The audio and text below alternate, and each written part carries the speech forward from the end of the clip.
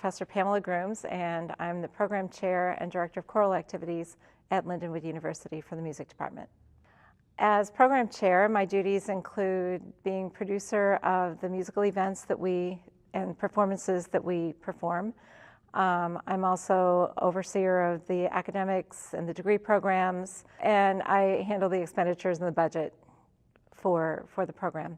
As the choral director, I am the director of the 2 auditioned ensembles, voices only and concert choir, and then I work closely with the adjunct professor who is also a choral director in the department. I grew up in St. Louis County, actually. Graduated in the county from high school, and then I went to University of Central Missouri, which was Central Missouri State University at the time.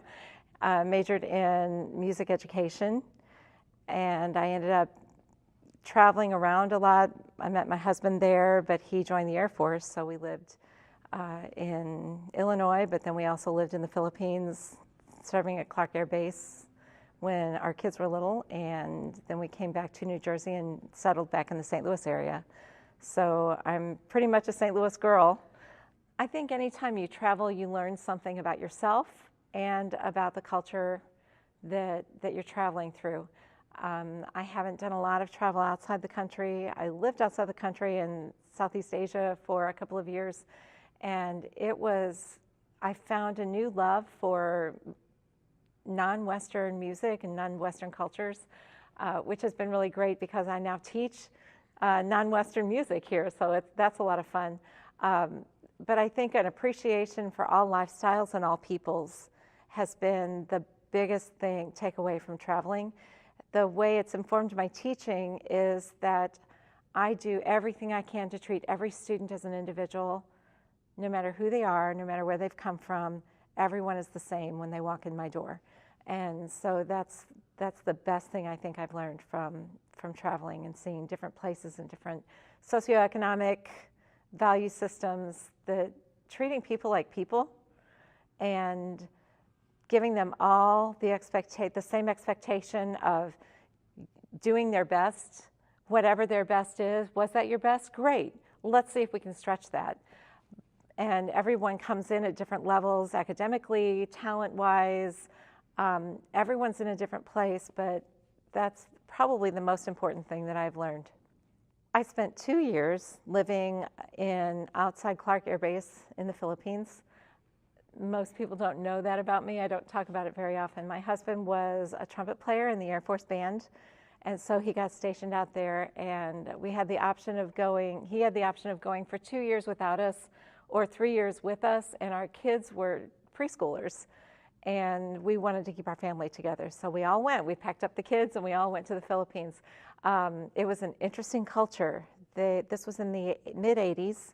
It was shortly after Cory Aquino had taken office, and so there had been a lot of unrest with some communist insurgency, and so it was an interesting time. There were a lot of briberies happening in the government and in the local area, and so that became kind of an expectation. And servicemen, as poor as we were in the United States, were considered wealthy there, and so it was kind of fun that we had what they called a house girl, which was a maid, and we had what they called a yard boy, who was a gardener. And the gardener not only gardened the beautiful little yards we had, but he washed and waxed our cars, and he polished our shoes. And they had seamstresses that would come to your house for a day, and you would show them a picture, and they would sew it. They would just make it. So we had a wonderful life of luxury at very little cost, which was really fun. We paid off all of our debt from living in the United States, so we came back to the States with a clean financial slate, which was also wonderful. I think the thing that really took me off guard was our yard boy, our gardener, was a father of 5, and he and his wife worked in service of the Americans, and they had a festival every year, and they invited us to that.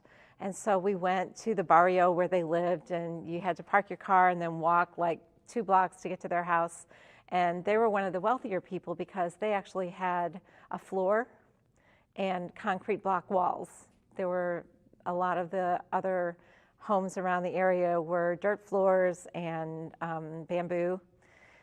And they treated us like we were royalty, and I felt very awkward with that. And it was probably one of the things that I learned the most about people are people, and everybody needs to be treated special no matter who they are. When I got to Lindenwood, there were 2 vocal ensembles, University Chorus, which was the non-audition choir, and Voices Only.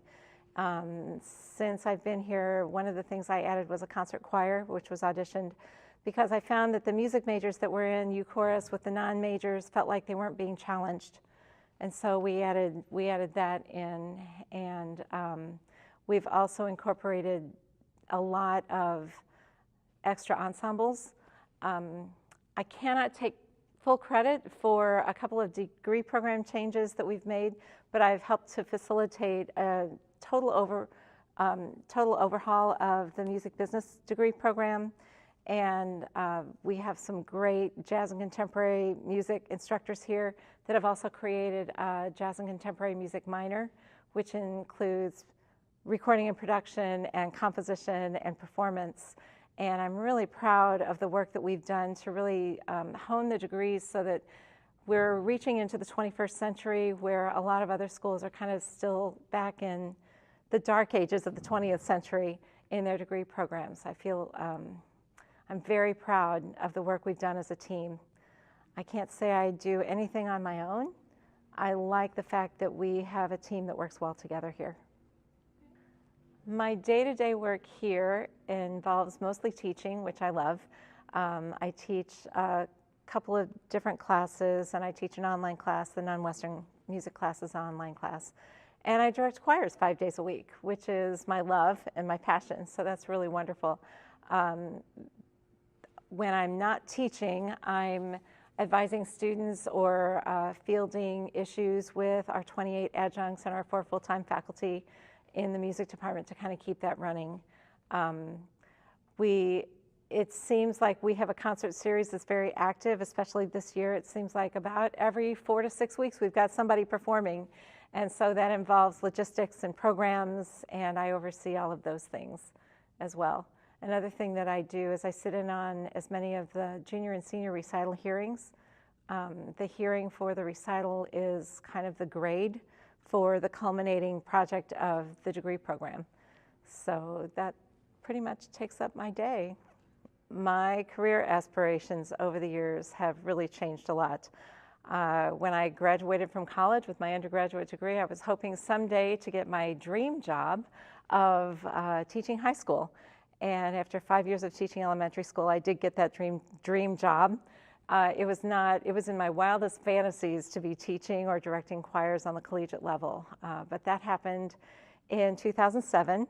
And after 16 years of teaching public school, I got the wildest fantasy job of being the choir director. And it's just been a joy to be working here. So it's really been an interesting, I feel like I've been put in the right place at the right time over several items in my career, and it's just been a wonderful, wonderful trip. My favorite part about teaching is when the light bulb comes on, when I'm looking at the students and I see that they get it, or that I can share my passion for teaching music and I see that fire catch with my students. The great thing about what I do now is I'm creating people to do what I used to do.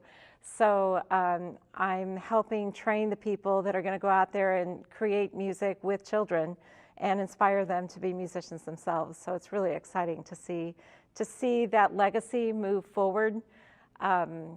I've been here long enough now that several of my former students are out in the workforce teaching, and it's really fun to watch them make that magic in the K-12 classroom. I can't even begin to think about what my greatest accomplishment is. I think possibly the success of my students is the greatest accomplishment. I have a high school student that was in my very first year of teaching high school was his freshman year, and he has 2 degrees in voice performance and is performing frequently with Winter Opera St. Louis, so that's a big deal. I have a couple of former high school students that are also teaching music now, and a couple of them that are singing professionally around town or in the region. I lived through the success of my students and feel really excited that I had a part of that training. I have colleagues in the state of Missouri that have said Lindenwood is one of the best kept secrets in the state, musically, and I don't want it to be a secret anymore. One of the things that Lindenwood has to offer is a personal contact with the professors and a definite personal interest in mentoring our students. So it's about relationships, creating relationships that exist beyond graduation. So we're here for you once you get that job as well. The other thing that we are really proud of is this whole idea of preparing our students for 21st century music education, 21st century music and entrepreneurship. The entire music business program is designed to have students ready to just go out there and get a little bit of equipment and use that to create their own music and to put it out online and to get noticed. So I think the relationships that we develop and the hands-on experience that we give our students are, to coin a phrase or to use a phrase, really like no other, definitely in the St. Louis metro area and definitely in the state of Missouri. They call me Prince like I'm royalty or something. But the places I've lived ain't no palaces. So I don't need grilled salmon or a new scratching post. Just give me a cardboard box and a can of tuna and we're good. You can even change my name. I'm cool being the kitty formerly known as Prince.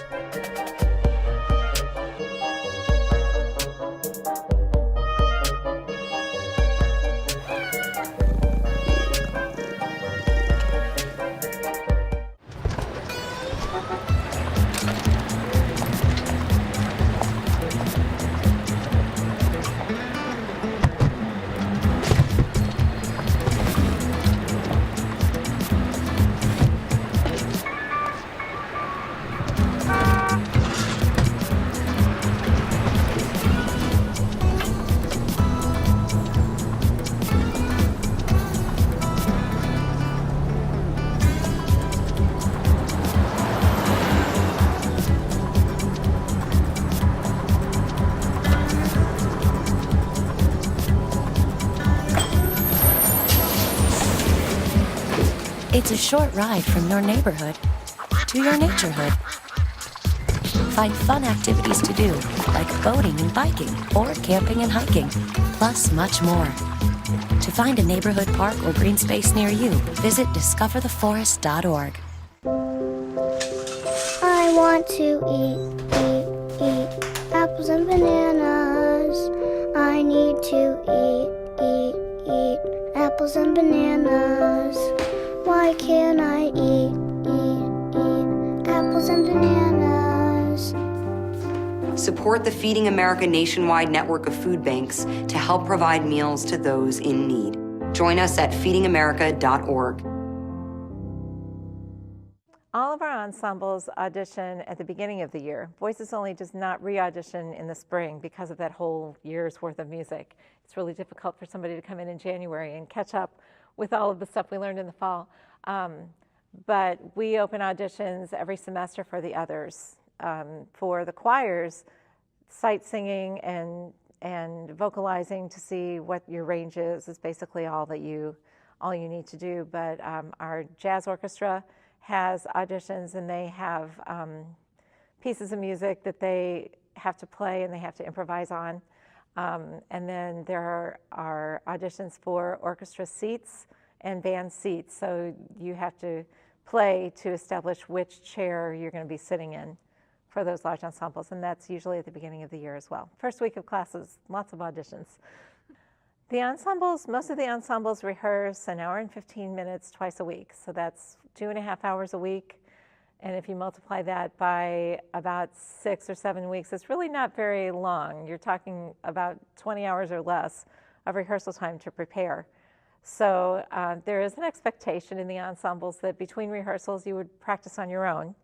And most of our students will do that. Some don't, but most of them do.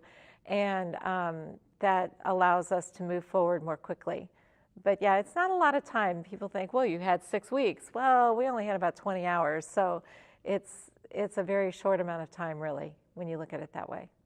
We tend to have 4 specific music series per year at Lindenwood for the most part. We do a fall large ensemble series, a fall small ensemble or chamber series, and then we do a March music series, which is our large ensemble. And then in the spring, we have a music series, which includes all of our chamber and small groups, plus a student conductors concert in late spring. In the student conductors concerts, the instructors work with the students to select music that would be appropriate for a high school, so that they're conducting music that they would possibly be able to use in a future job. So it's a little bit more, it's a little bit easier, tends to be a little bit easier for our instrumentalists and our vocalists and our ensembles to tackle, but that's okay because our conductors are learning. So we work on those together, and we look at a good concert order so that we don't have all fast songs or all slow songs, and we have a balance of repertoire. So they have to think about what would be good pairings and what works for one group as opposed to another group, so that they can match the ability level and the technical skill level with the music they select as well. The instructors select the music for all of these because they're the ones that work directly with the students. So it's kind of the same thing. You're working with the ability level of your students, the size of your group. Every year, those small ensembles have a different number of people. So you can't count on, the same instrumentation or the same vocal balance from semester to semester. And the instructors that direct these ensembles or facilitate these ensembles know them best. So it works better for them to actually make the decisions on what will be performed. Every ensemble that we have at Lindenwood is a class.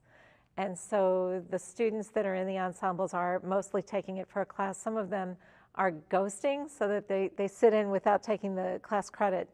But the final exam, if you will, for that class is the performance. And so all of the students that are in these ensembles do participate in the performances. The small ensembles are optional, though.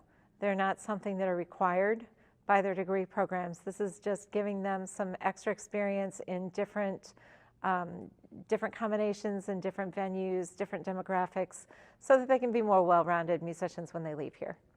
The culminating activity for an ensemble is a performance. So part of it is so that we have something to rehearse for. It sounds like we have so many, but really that's almost one per semester for each of the ensembles that we have. Our large ensembles include our choirs, our orchestra, and our band, and many times our jazz orchestra. So the fall series and the March series highlight those ensembles. We do performances of our large ensembles early in March because of this student conductors concert that I talked about that's at the end of the semester.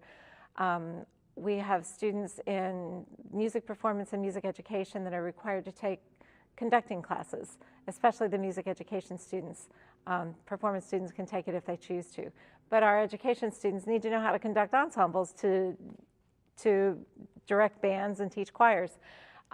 So for that advanced conducting class, we have our students actually rehearse our large ensembles and conduct them on a concert in Lindenwood Theater on the big stage. So our March concerts are a shortened version of a semester's of work for the large ensembles. And then our conductors have about 6 weeks usually to prepare our students for that concert, which we think is really important. It's actually one of the things that makes Lindenwood special for our music education degree because of that practical experience. Most colleges don't allow that. Then our chamber or small ensemble series, we're tending to not call it chamber anymore because chamber music implies acoustic small ensembles, and we've expanded that a lot. In fact, our spring music series includes the chamber ensembles of brass ensemble, woodwind ensemble. We have a brand new modern music ensemble, or new music ensemble, which is more chamber, classical, and string ensemble. But then we also have a women's select ensemble, which is a small women's group, and they're going to do a concert. But we have a modern music ensemble, which is more like a pop rock kind of thing, and then we have jazz combos and jazz ensembles. So it's not really, those are more electronic in nature. That's not really chamber music. So we've changed our chamber series to call it just a music series, so that we have a time for our small ensembles. And that occurs over 2 weekends in the end of April. The music series that we just did a couple of weeks ago was our March music series with large ensembles. And so we had a choir concert, an orchestra concert, and a band concert. The band concert just featured our concert band, wind ensemble, and the orchestra concert this March was really interesting because it featured a couple of our student soloists playing concertos or concerti or solos with the orchestra. The choir concert is always a multiple ensemble concert because we have concert choir, voices only, university chorus, and women's select ensemble. So all 4 of those ensembles perform on that concert, and so those are usually a little bit longer than the band or the orchestra concerts. That gives us an opportunity to kind of showcase them on a small scale. Voices Only, though, is a more high performance group. They tend to perform between 15 and 20 performances a year in the community and on campus. They're the ones that sing the national anthem at the football games. They're the ones filmed for national anthem and alma mater at our commencement ceremonies. And they are the traveling group. In fact, they're getting ready to tour some high schools for recruiting in the next couple of days. But they do their own concert at the end of the year, and so it's kind of a culmination of the entire year of music, minus Christmas, of course. And those concerts, they do 2 concerts because we have so many people that are interested in hearing them perform an entire concert. So those 2 concerts are ticketed events only to make sure that we manage the numbers. It's a free concert. You just need to have a ticket to get into that concert. So that is part of the spring series as well. As a review for the performances, we record, and we actually have a student production crew that records and produces all of our performances here. And we put those up for our students and our instructors as a YouTube link that can be shared. Pardon me. But so we look at those recordings. We listen to the sound while we're watching the music to see what went well, what didn't go well. We watch to see if visually it was what we expected. For the conductor's concert, there is a camera in front of them filming their conducting, as well as a camera behind them filming the performance. So that's an excellent opportunity for us to look at the conducting and say, here's where this went really well, here are some places where you might want to improve. It also allows them to have a performance of them conducting that they can submit when they submit portfolios. They can show that they actually had a professional conducting experience, so it works for auditions as well. I think the whole package of creating this concert experience, it prepares them for on many levels. They have to write a professional bio. They have to get a headshot done. They have to introduce their music, so they have to speak to the audience before they conduct. And in speaking from my experience, the thing that makes me most nervous about my concerts is not conducting the music, it's talking to the audience. So that's one of the things that they're most afraid of. And don't they say that speaking in front of an audience is like second only to fear of death? So fear of speaking in front of people. So it gives them the polish of a full performance from beginning to end. Planning the rehearsals out, making sure that all of the details are taken care of that way. Looking at logistics together, we mentor them through all of that as well. So it's really a great preparation for putting together an entire concert on your own when you're in the K-12 experience. The Lindenwood Theater is a very popular place, as you can imagine. We look at the academic schedule and allow for the amount of time students and staff have and need to produce each type of show. The music series is very easy. It's one dress rehearsal and a performance, basic lighting, you put up a shell, the acoustic shell, throw the piano in there, record it, and you're done. For the dance department, that's not the case. They need a couple of weeks. And for the theater department, they need several weeks to get the set put in, set all of the lights, and rehearse in that space. So the program chairs of those departments get together with the staff of the theater, and we program a year out. And so we look at the scheduling, and we figure out those large blocks of time when the theater needs to do their performances, and we balance that out with the dance department and the music department. Last year, our fall concert was really early. We tried it, and it was in October, and that was almost a disaster. We had about 12 hours to prepare music, and so we said, we can't do that again. So in the past, it's been in November. This coming year, in fall of 18, we're actually doing our performances at the end of the semester. So for the first time ever, the music department will have time the entire semester to prepare large ensembles for their concerts. We're not sure what we're going to do with that. So we're used to that 6 to 8 week window. So it works out best because of the way we schedule things. The reason we do an early spring, that March series, is so that our student conductors have time in the spring, later in the spring, for their performances. So basically, we all work together to make things happen in the best interest of our students.